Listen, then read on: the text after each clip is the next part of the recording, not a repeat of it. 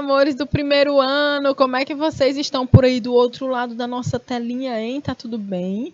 Espero que sim. Então, a gente está aqui para continuar aquela nossa aula de projeto de vida, onde nós estamos conversando sobre a estrutura social e liberdade. Olha que coisa mais linda a gente falar de liberdade, uma altura dessa da vida. É muito importante que a gente entenda esse conceito, né? Então, por isso que na nossa aula ao vivo dessa temática, eu perguntei o que é que vocês entendiam por liberdade e viemos, né? Fizemos aí alguns comentários. Liberdade é fazer as coisas por si próprio, né? Como algumas respostas que foram dadas. Liberdade é não ter medo. Então, essa liberdade que é tão necessária, né? Para que a gente viva plena, para que a gente viva feliz, né? Com condições de fazer escolhas, né? E também com a compreensão de que nós é que vamos arcar com essas nossas escolhas, né? Então, com as consequências dessas nossas escolhas. Então, a gente vai falar também dessa estrutura social para que a gente compreenda que essa liberdade, né? Ela simplesmente não está aí para todo mundo.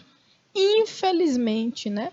Existem situações, inclusive, que estão relacionadas com essas estruturas sociais que fazem com que essa liberdade, né, seja comprometida. E a gente vai conhecer algumas delas.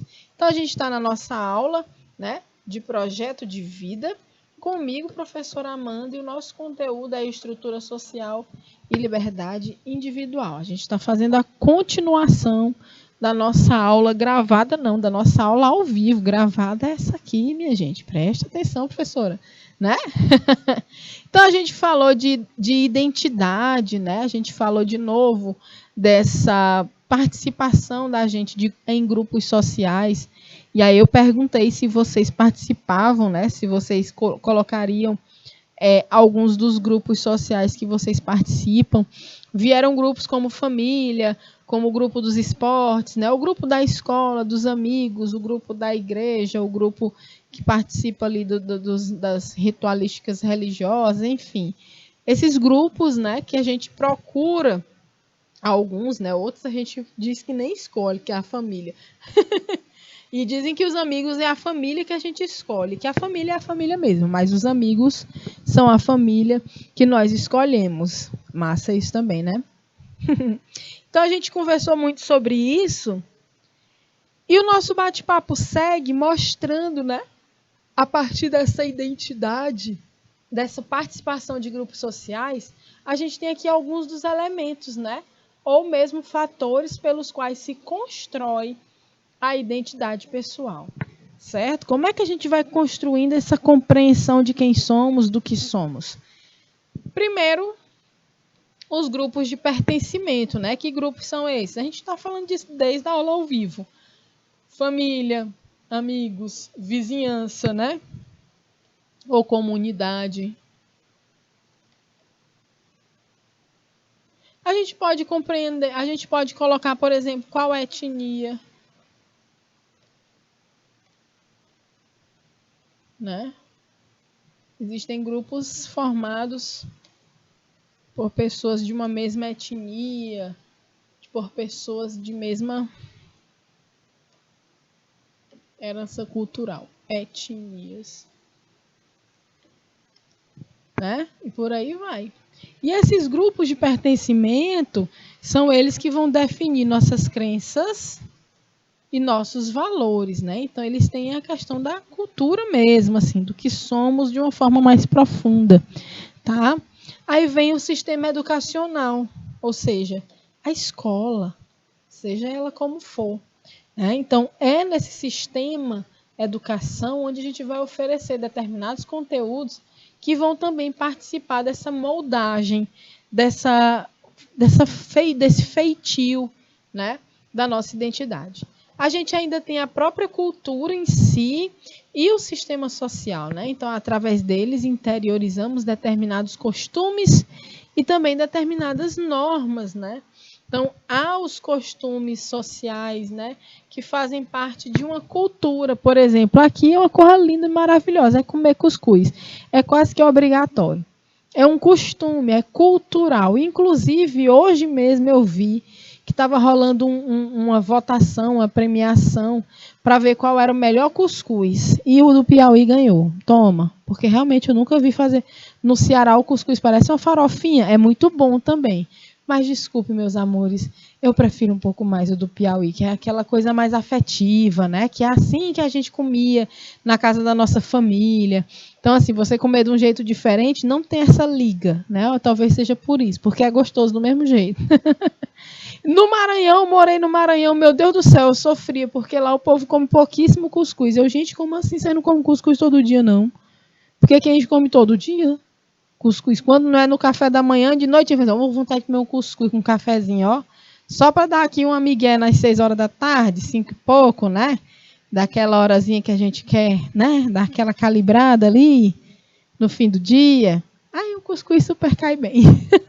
Um hábito, uma cultura, né? A forma como nós nos alimentamos, a forma, o que a gente come, também diz muito sobre que sociedade, né, nós somos. É super interessante a gente observar essa estratificação social pelo viés da comida também, né? A gente aqui falando em cuscuz, que cuscuz é bom, e infelizmente dentro da nossa sociedade tem aqueles que não conseguem comprar nem o cuscuz, que é o que salva muita gente da fome aqui no nosso Nordeste, e é barato, né? Teoricamente, é uma coisa que custa, no máximo, eu nunca vi massa de cuscuz de R$ 3. Nunca vi, assim, por mais que estejam absurdamente caras tudo, mas o cuscuz não passa de R$ 2,90, R$ 2,30, R$ 2,50, R$ 1,40, não sei.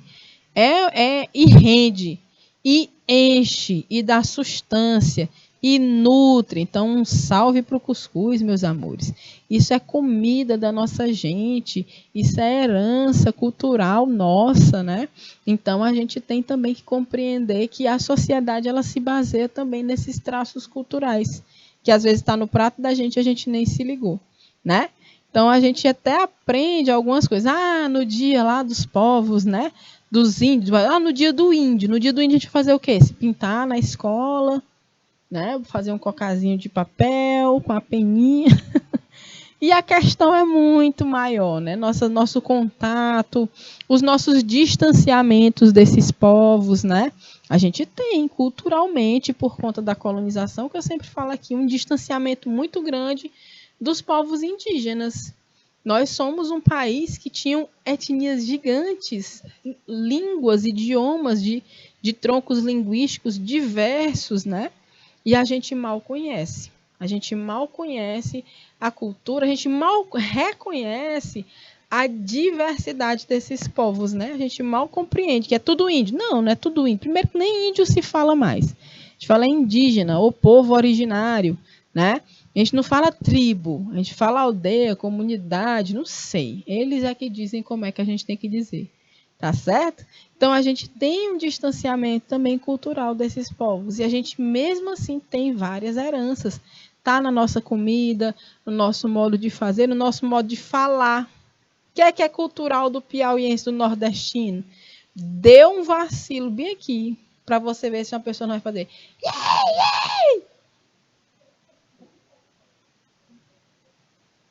Uma vez, uma querida amiga, super talentosa, ela escreve até livros, ela é escritora, jornalista, ela é massa. Ela, uma vez, a gente, professora também, ela disse assim, aí o povo disse que a gente não é indígena, né? Na primeira, assim, então, ora não. De onde será que vem, hein? Isso aí. Então tem coisa nessa nossa cultura que tem uma história para trás, que às vezes a gente não conhece. E aí, toma. Então, olha só. E também essas normas, né? Dentro desses sistemas sociais existem normas. E num determinado grupo, as normas se aplicam e outros grupos não, né? Porque também se reconhece essa diversidade de sociedades, né? De humanidades. O âmbito geográfico e a residência, né? Olha como isso aqui é interessante, é uma das coisas que me chama muita atenção. Então, a gente também constrói o que somos, a nossa identidade pessoal, a partir da natureza, do clima e de outros fatores físicos e meteorológicos do nosso local de residência. Olha como é interessante. Também condicionam em grande parte a nossa identidade. Uma vez, é massa, eu lembro dessa história, eu achei tão interessante. Uma vez eu consegui, com muito esforço, viajar, né? Eu fiz uma viagem, foi a única que eu fiz na vida inteira, até agora, para fora do Brasil, né? Eu fui visitar o Chile. E aí, quando eu viajei, os amigos que me receberam, a gente já se conhecia, né? Das andanças aqui nos estudos e tudo mais, os meninos músicos e tudo mais, me receberam lá. E eles são colombianos, e aí, quando um deles me apresentava, olha, essa é a Amanda, ela é do Brasil. E ele dizia assim, você acredita, para as pessoas lá no Chile, né? Você acredita que ela é do lugar, o Brasil já é quente. Você acredita que ela é do lugar mais quente do Brasil? É o lugar que mais tem sol. E ele ainda completava assim, por isso que ela é assim, todo o tempo elétrica, alegre, sorrindo, não sei o quê. Porque as pessoas que vivem em lugares mais frios, né, o clima é mais frio, eu observo, e várias outras pessoas, eu também já ouvi falar que são pessoas mais tranquilas, assim, menos agitadas, mais fechadas um pouco, mais reservadas, porque a natureza, o clima, ele interfere muito nisso na gente também. Para vocês compreenderem, ó, nós que não passamos por invernos prolongados, ou a nossa paisagem ela muda, né, com as chuvas, fica tudo muito exuberante. Agora mesmo, que é um período de seca, né, a gente está chegando no BR-Obró, e nesse momento está começando a florada dos ipês. Então, a nossa transição do período mais ameno, né, com as temperaturas mais de boas do ano, para o mais quente, o terror de todo mundo que pisa no nosso estado, que é o BR-Obró, aí a gente recebe esse presente, que é a florada dos ipês. Os ipês estão quase todos começando a florir, já tem ipê muito florido, porque isso faz parte da natureza do nosso lugar, né? Tu imagina o que é passar mais meses com uma paisagem toda branca de neve, né? Então, existem estudos, né, que apontam que esses períodos, né, nesses lugares que são bem mais frios, que congela mesmo tudo, é um período que aumenta, né, os índices de depressão, aumentam os casos de suicídio nesses lugares, né, que ficam mais frios demais, que as pessoas não conseguem sair muito na rua, né, por conta das condições climáticas, e que a paisagem fica muito homogênea, fica muito igual. Então, é muito interessante como essa natureza faz parte da gente, né? E é muito bonito também, porque a gente mesmo tem uma relação muito forte com esse nosso lugar, né? A gente pode falar por nós que somos aqui do semiárido, né? Do nosso Nordeste, do nosso Piauí. E aí isso também condiciona, em grande parte, nossa identidade. Uma das coisas que quem me conhece vai dizer que eu não gosto de frio de jeito nenhum, tem tudo a ver com isso aqui. Primeira coisa que eu faço quando eu chego aqui nesses estúdios congelantes do canal Educação é aumentar a temperatura, né, do estúdio ou desligar os ar-condicionados. Eu sou um carambolo, minha gente. Eu não aguento frio. Eu fico lerda no frio. Não dá certo. Então, olha só. O que eu falei para vocês? O idioma. A gente falou do nosso piauiês na aula anterior ao vivo, né? Através do idioma. É porque, sim, o piauiês é o idioma, né? Brincadeiras à parte, né? O idioma, a língua que um povo fala, né? A partir deles são transmitidos muitos valores. Isso é incrível, porque nem tudo que a gente aprende na nossa vida, a gente aprendeu nos livros, na escola. Mas tem coisa que a gente aprendeu a partir do que a gente chama de oralidades.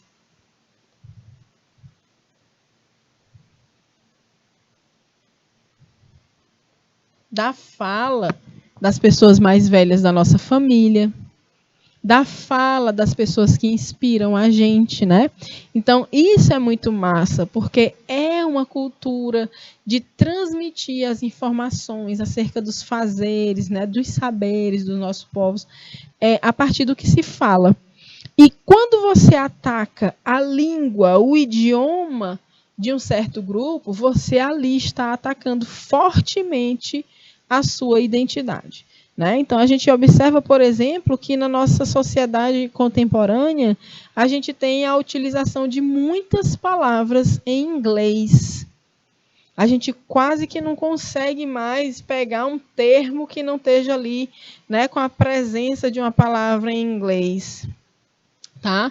Ai, me manda aí teus slides. Slide é uma palavra em inglês. O que vocês estão vendo aqui nessa projeção é uma palavra slide. É uma palavra que não é do nosso português, né? Assim como tem várias outras. Inclusive, isso é utilizado para gourmetizar as coisas, né? Uma coisa é você pedir um prato aqui, né? Um produto, se ele tiver um nome em português, ele é, né, menos valorizado. Se botar um nomezinho em inglês, moço, até o preço aumenta. Que diante, menina, a gente fala é português aqui. E até o nosso português é diferente do português de Portugal. Isso eu já falei também. É o português brasileiro.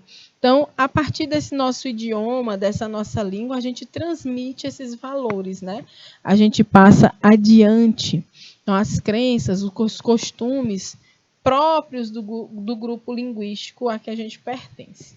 E aí a gente vem, né, com as ideias, valores, crenças, hábitos, costumes de uma sociedade que são interiorizados pelos indivíduos e, deste modo, se adaptam aos grupos sociais.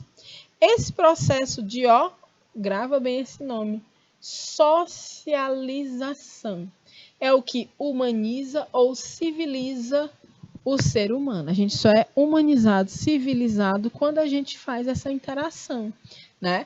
Quando a gente interioriza as ideias, os valores, as crenças, o modo de fazer, de existir, os costumes de uma sociedade, né? E aí, que sociedade é essa, galera? Que a gente tem absorvido os modos e os costumes. Vocês já pararam para pensar nisso? Meu Deus, eu estou absorvendo os costumes de que sociedade, né?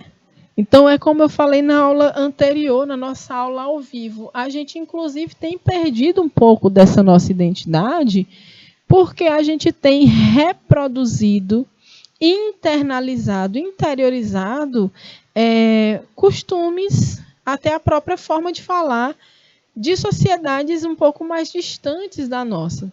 Isso tudo por conta da questão mesmo do acesso à internet, que aproxima muito quem está longe, né?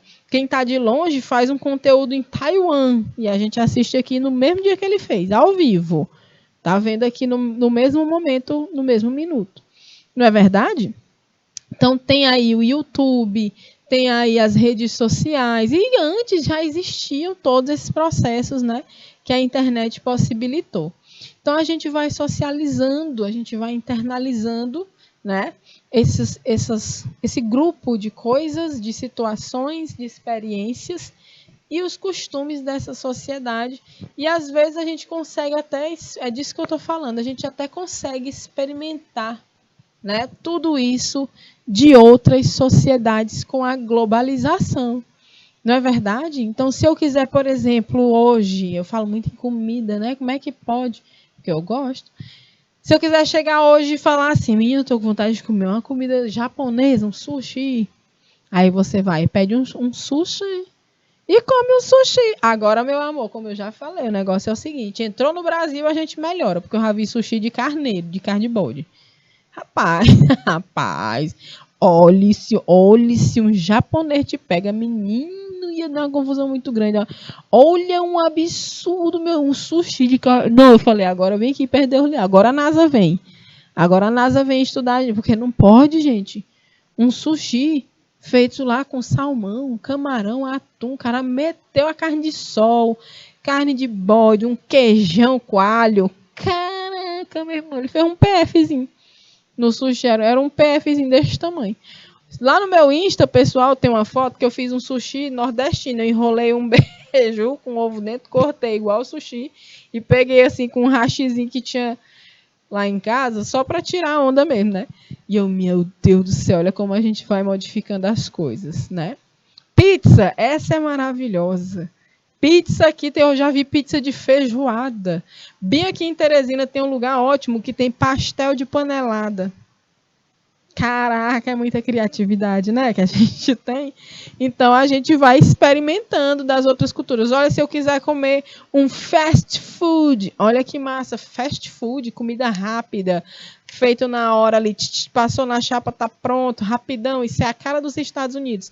A gente trisca lá, experimenta um pouquinho dessa sociedade com a globalização. Tá certo? E aí a gente estava falando dessas questões de consumo, né? Esses padrões de consumo, a televisão, as propagandas, que hoje não está só na televisão, né? Tá aí a Mafalda que eu sempre trago. A TV, que não faz mais só esse papel, mas também todas as redes sociais, que são uma poluição sem fim de propagandas, chega a encher o saco. Você quer simplesmente ver a vida alheia, quer simplesmente curtir, comentar, compartilhar com os amigos por directs, muitos memes, mas você está lá sendo atrapalhado por propagandas a cada 5 segundos. Você já pensou em ficar rico em 2 dias sem fazer nada? A pessoa, claro, minha senhora. Aí você vai lá clicar. Menino, quando tu vai, é uma confusão tão grande para tu ganhar esse dinheiro que você até desiste de ser rico em 2 dias, né? Sem fazer nada. Então, assim, tá muito cheio dessas propagandas, né? Então, a Mafalda fala um pouco disso. Use, compre, beba, coma, prove. Ei, o que eles pensam que nós somos? Aí ela mesma se pergunta quem nós somos, né? E o que nós somos? Quando ela desliga a televisão, ela senta de novo e pensa, olha, esses malditos sabem que nós ainda não sabemos quem somos. E, minha gente, um povo que não sabe o que é, um povo que não tem identidade, um povo que não repara de onde vem, um povo que não sabe por que vive em determinada situação, o povo que não conhece o contexto histórico da sua própria existência, pode ter certeza que é esse povo o que é mais fácil de ser manipulado, de ser enganado, de ser iludido com as histórias que contam, né? Por isso que hoje a gente vive um festival de fake news. A gente vê muita notícia que é falsa, é um sensacionalismo absurdo. Hoje mesmo eu li uma notícia sobre a varíola, né, que está se espalhando pelo mundo todo e vários problemas associados às divulgações acerca dessa doença. Por exemplo, a varíola do macaco. Sabe o que está acontecendo? Primeiro, a varíola ela não é transmitida pelo macaco. Você vai pegar essa varíola se você tocar na pele de outra pessoa contaminada. Se você tiver contato físico, pode ser um abraço, um aperto de mão, pode ser qualquer toque, né? Pode ser um contato mais íntimo? Pode, mas o contato, um abraço, pode te transmitir a varíola, né? Desse jeito. E aí o que é que está acontecendo? Várias informações erradas, né? A primeira coisa que é triste é você botar o nome de um bichinho na doença. Porque aí estão aparecendo muitos macacos mortos. As pessoas estão envenenando os bichos, estão matando os bichos, achando que eles é quem são os vetores, né, das doenças. Eu queria essa mesma força de vontade para detonar com o mosquito da dengue. Aí, para isso, a pessoa não se levanta nem para tirar água de uma lata velha que deixou no quintal, sabendo que é isso que atrai o vetor. Mas não, com a informação errada, com a fake news, né, com a notícia falsa, com a mentira que é contada, a pessoa não entende, vai lá e mata o macaco. Outro absurdo é a propagação da história de que a varíola do macaco ela é uma doença relacionada à população LGBT. Por favor, né, gente? Alguns dados estão apontando que existe contaminação nessa população. Ok, mas a transmissão não se dá apenas pelo ato sexual. Tanto que quando foi dito, né, quando foi dito isso numa entrevista que a gente assistiu, a pessoa perguntou, então a gente pode considerar isso uma IST, uma infecção sexualmente transmissível? Cara, não. Ela, então, por que você está associando essa doença a essa população, a essa comunidade? Que é isso.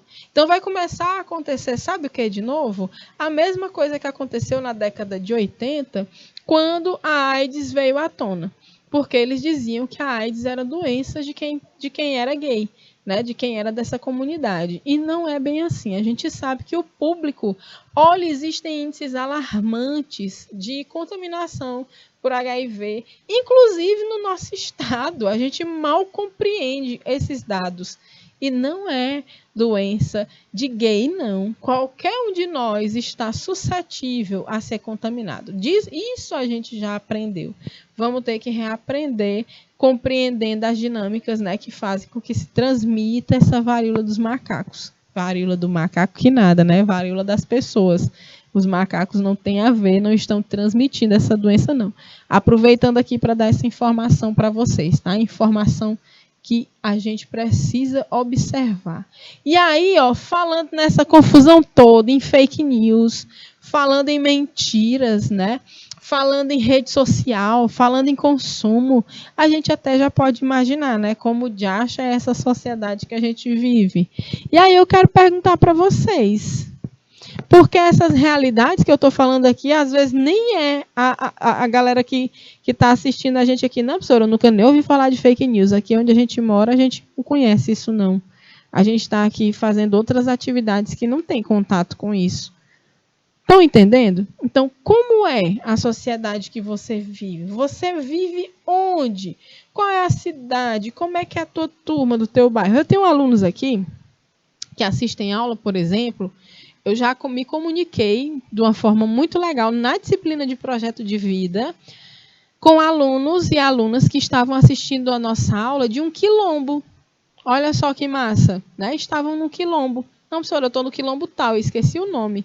E os outros, né, em um outro momento, entrou uma turma que estava assistindo a aula de um assentamento. Um assentamento, né? Então, assim, essas sociedades, elas não são como a minha sociedade, que eu tenho uma relação mais próxima, mais direta. Né? Eu vivo num contexto urbano, eu vivo numa cidade que é grande, eu vivo numa capital. Então, a sociedade, o que acontece aqui, às vezes é um pouco diferente ou muito diferente do que acontece em outros lugares, né? Então, por isso que eu pergunto. Essa é uma das nossas atividades de hoje, tá bom? Atividade 1.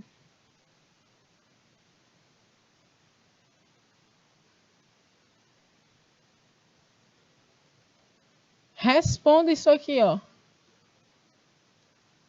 Como é a sociedade que você vive? Né? Você descreve como é o lugar que você vive. Você descreve essas relações, de como é que é essa sociedade. E aí pode abordar todos esses aspectos que nós já estamos conversando sobre eles aqui, né? É o jeito que você fala, como vocês se vestem, se tem alguma manifestação artística, cultural, né? Aqui no Piauí tem muito lugar que rola demais, altas festas, altas manifestações. Em Oeiras mesmo, né? Se tiver alguém de Oeiras, tem a procissão do fogaréu, tem o Congo de Oeiras que eu conheci. Meu Deus, que coisa maravilhosa é aquela. O Congo de Oeiras é muito massa, uma manifestação grande da gente aqui. A leseira, né? Em outras comunidades mais ao sul, que são bem, bem interessante também, outra manifestação. Né? Então tem aí as festas de santo, as manifestações mais voltadas para a arte, mesmo para a dança. Tem o cavalo piancó, que acontece aqui, se eu não me engano, no Amarante. Então, assim, galera, como é a sociedade que tu vive? Como é isso, né? Então, descreve tudo isso aí. Essa é a nossa primeira atividade, tá certo? Da nossa aulinha gravada. Se quiser, inclusive, dar um pause aqui para a gente seguir. Depois, pausa, responde. E aí, depois você dá play de novo para a gente seguir esse nosso bate-papo aqui, ó. Falando de estratificação social. Então, essa estratificação vai ser meio que dividir essa sociedade em camadas. Olha essas camadas aqui. Vocês estão observando que isso aqui é uma pirâmide.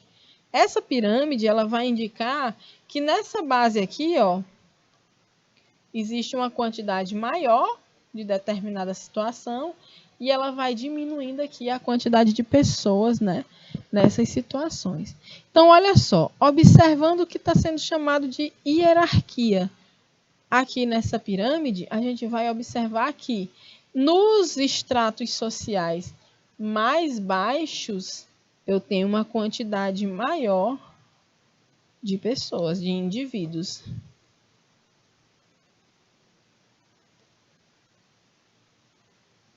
E nos estratos sociais mais elevados eu tenho uma quantidade menor. Aqui é mais. E ali é menos. Olha esse quadro. Gente, minha letra é tão bonita. Mas aqui ela fica só, né?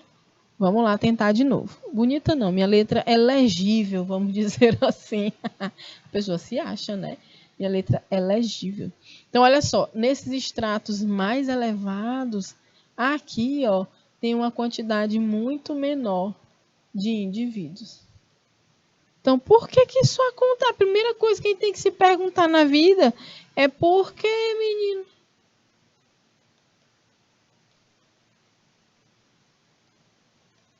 Por que que só tem um tantinho aqui no bem bom e o resto da galera tá toda aqui nos estratos mais baixos, torando brita, como a gente diz, né?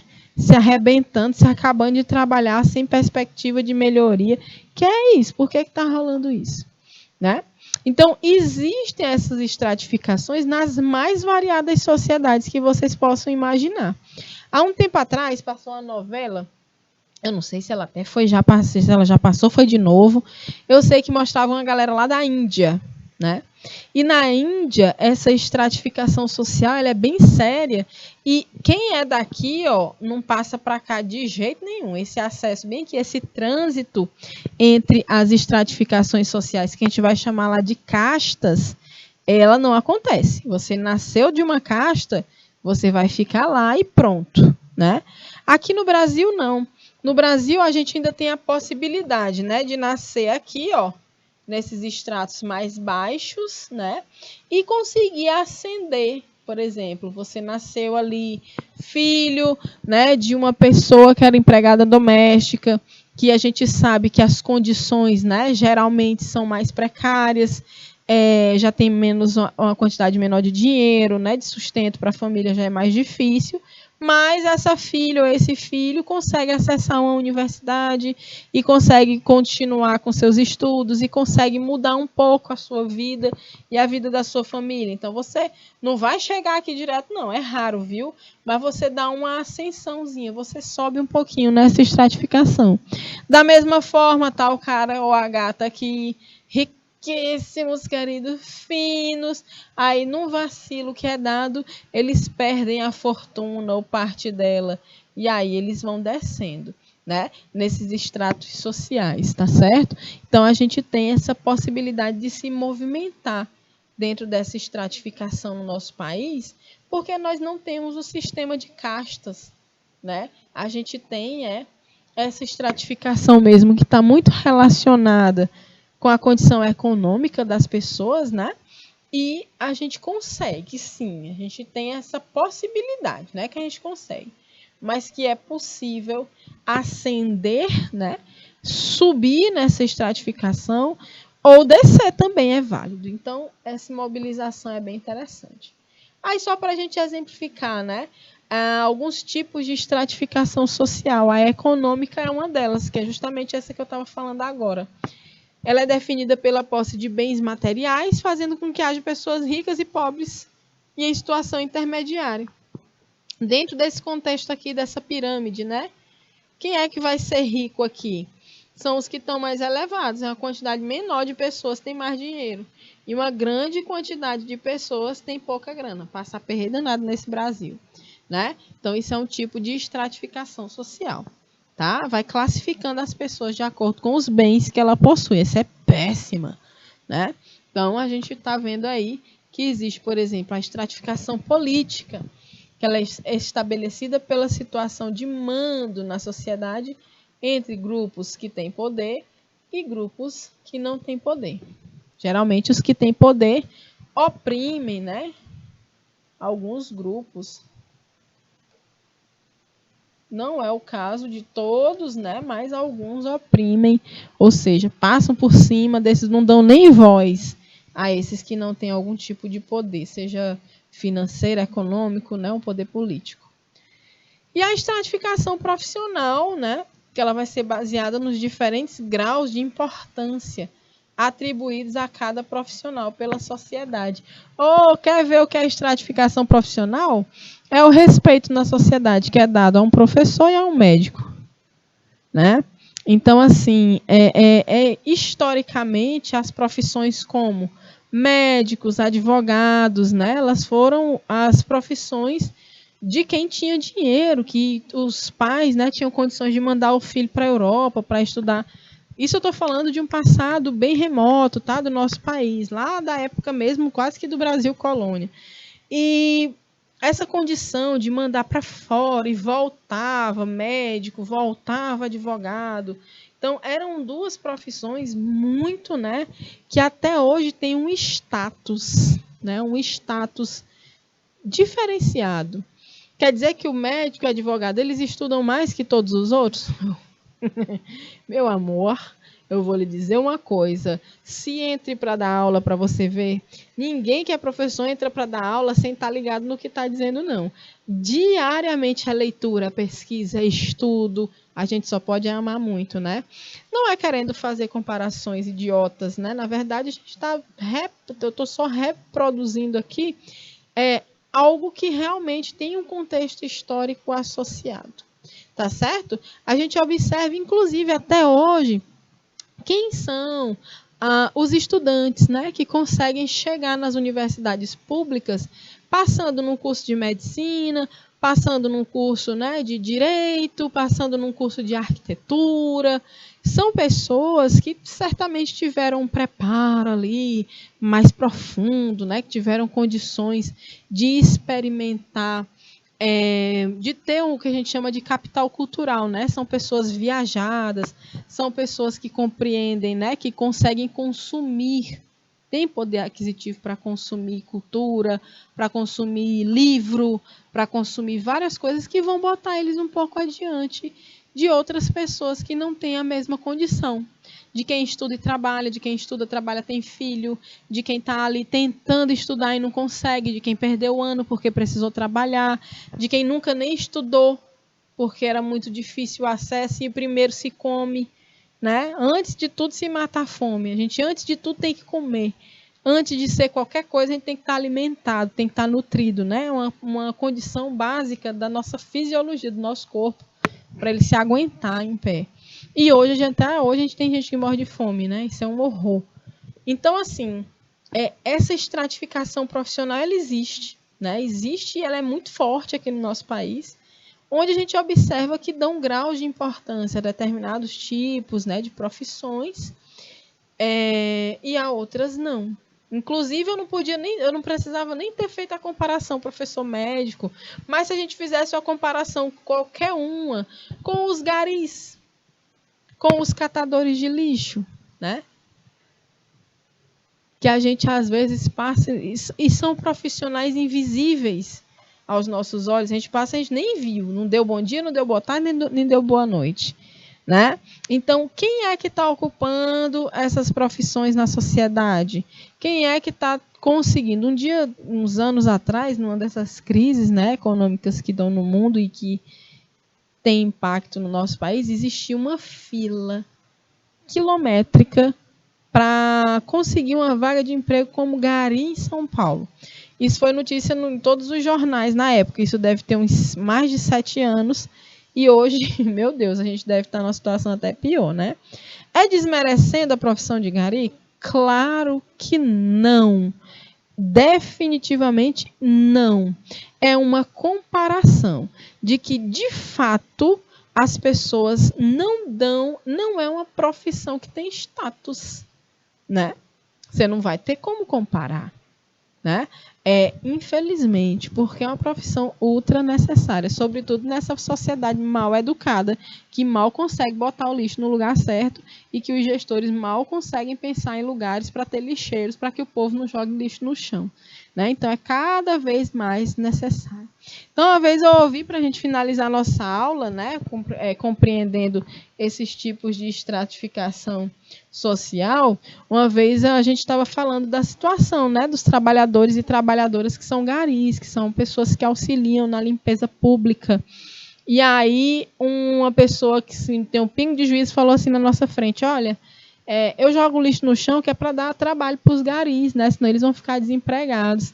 Aí eu olho, querida, pois uma pessoa que pensa assim podia morrer logo para dar trabalho a coveiro, né? Para também não deixarem que eles ficassem desempregados, porque você pensar desse jeito é ridículo, no mínimo.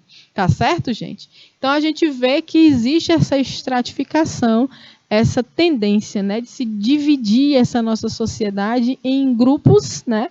E a gente observa sempre a presença dessas pirâmides, né? Então a gente tem aqui na estratificação social no nosso país, né? A gente tem aqui, ó, um tantinho de bilionários, uma galera rica, uma galera média rica, média e média baixa. Tem essa turma aqui que é interessante no nosso país, que tem deles que pensam que eles estão aqui, ó. Tem deles que pensam que estão mais próximos dos ricos e dos milionários do que dos outros pobres, né? Então tem uma turma que está aqui pobre e o pior, aumentou muito a quantidade de pessoas abaixo da linha da pobreza.